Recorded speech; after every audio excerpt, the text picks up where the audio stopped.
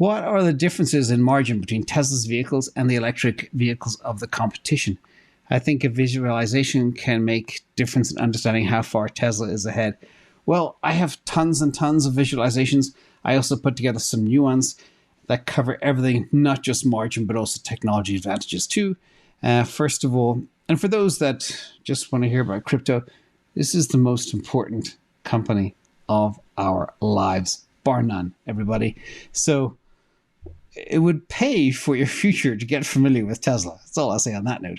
Now, these are some of the advantages, and I pulled in information from different sources, people like Sandy Munro and others, as to how many years they are ahead of their competition across key categories like motors, batteries, FSD chips or FSD within the car itself, thermal management systems, low voltage wiring, high voltage wiring, casting, operating system, and cooling systems like the Octavalve. And that sells, and I'm not even talking about, bots or mega packs or any of that stuff, just the core stuff that they have today.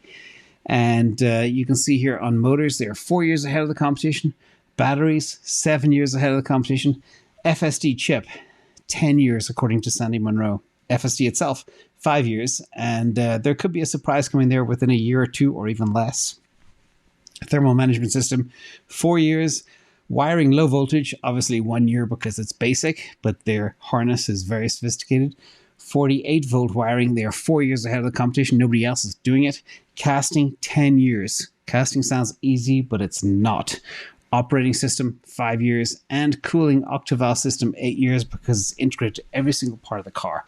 So that's that piece. Let's look at the competitors from a margin perspective.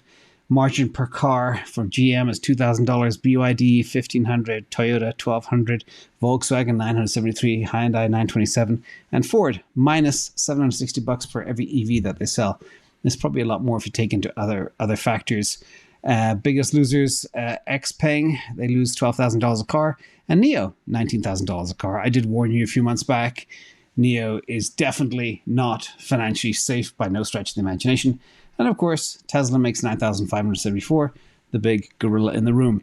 What this looks like in a chart, all of these numbers, GM is the best, with the exception of Tesla, of course, which is by far the best, nearly $10,000 margin per car. But remember, GM is probably going out of business. It's not a question of if, but when. And then you got BYD, etc. Number two. I think the two most formidable players in the future are going to be BYD and Tesla. But even Tesla has a huge advantage over BYD, and that was the very first slide I showed. Then let's look at some other things that I thought were interesting. Maintenance as a percentage of price.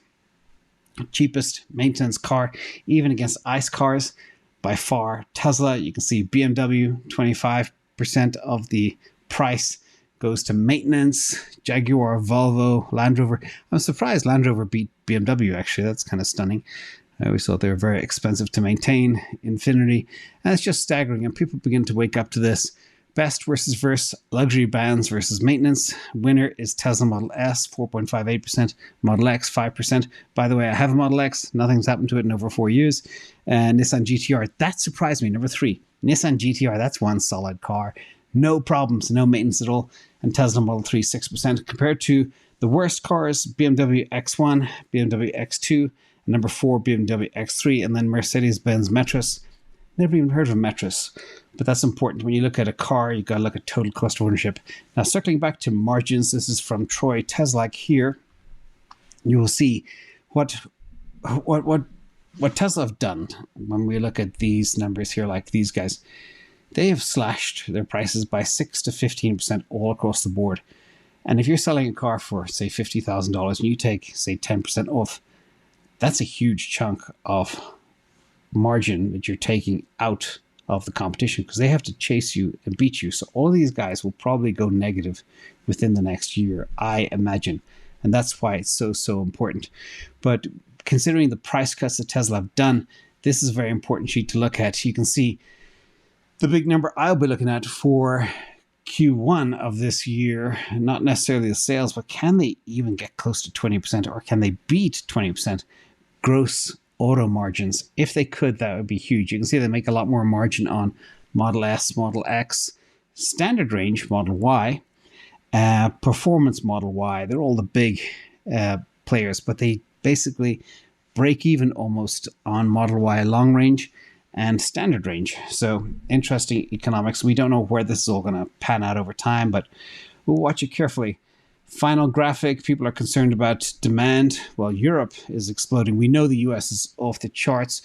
Everybody just went out and bought them. You can look at the inventory levels in the US. There's none left pretty much.